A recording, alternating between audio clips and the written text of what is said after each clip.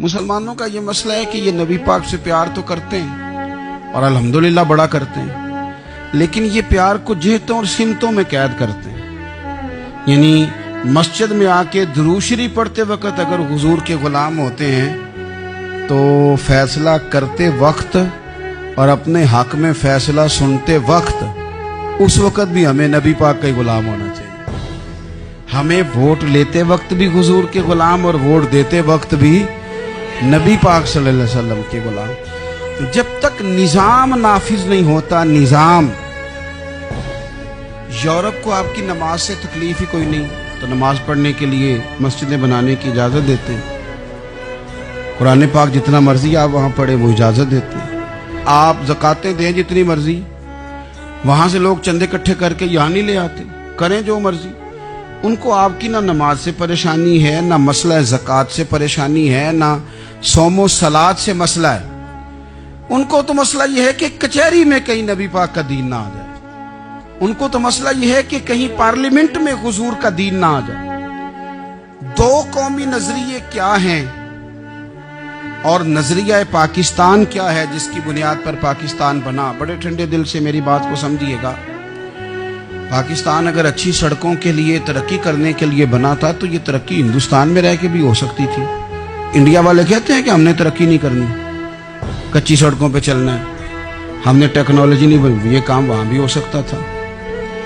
अगर आप ये कहें कि पाकिस्तान जमहूरियत की मजबूती के लिए बनाया था कि डिक्टेटर कोई नहीं आएगा, सिर्फ जमहूरी कुव्वतें काम करेंगी, तो जमहूरियत में तो इंडिया बज़ाहिर आगे निकल गया है। उनकी जमहूरियत तो ज्यादा अच्छी नजर आती है, कभी डिक्टेटर नहीं आया। आपने पाकिस्तान क्यों बनाया?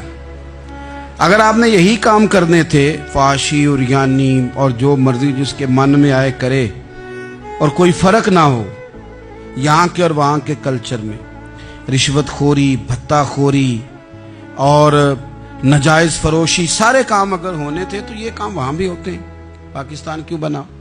क्यों इतनी सारी 40,000 लोगों ने अपनी जानों की कुर्बानियां दी? दुनिया की सबसे बड़ी हिजरत हुई है, सबसे बड़ी, जब पाकिस्तान बना। ये सबसे बड़ी हिजरत थी, इतनी बड़ी हिजरत ही कभी नहीं हुई। क्यों इतना कुछ हुआ? वो इसलिए हुआ कि हमें बताया गया था कि वहां ना सोशलिज्म, ना वहां खाली जमहूरियत का राग अलापा जाएगा, बल्कि एक बुलंद नारा लगाया गया था। नारा क्या था? पाकिस्तान का मतलब क्या?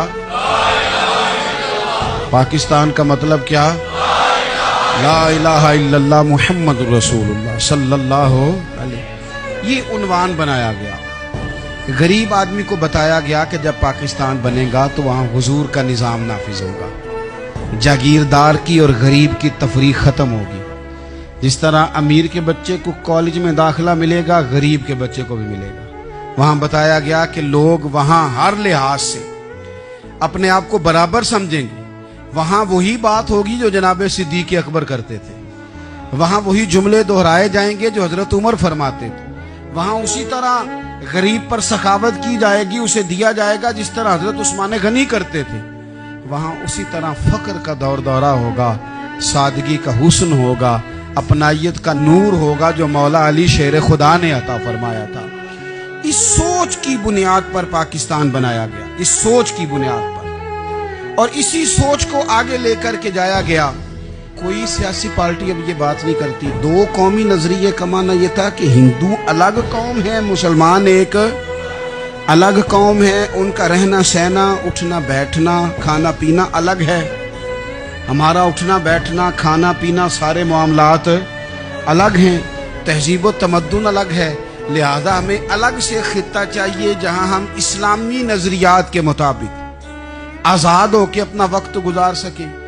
इस दो कौमी नजरिए की बुनियाद पर, दो कौमी पहले तो अल्लामा इकबाल इसके कायल नहीं थे।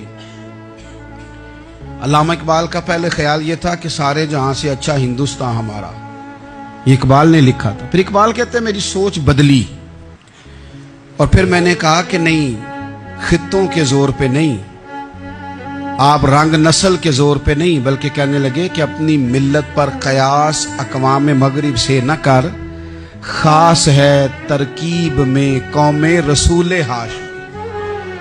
आप जो तकसीम करेंगे, ये जो तकसीम हुई है ना अरब की, یہ مذہب کی بنیاد پہ نہیں ہوئی. یہ تو ان کی ذاتی لڑائیاں تھیں. چھوٹا سا دبئی بن گیا, چھوٹا سا مسقط, چھوٹا سا ابو ظبی. یہ تو ان کی ذاتی لڑائیاں تھیں, قبیلوں کی لڑائیاں تھیں, جنگیں تھیں, چھوٹے چھوٹے ملک الگ سے تقسیم ہو گئے. یہ مذہب کی بنیاد پہ ایسا نہیں ہوا.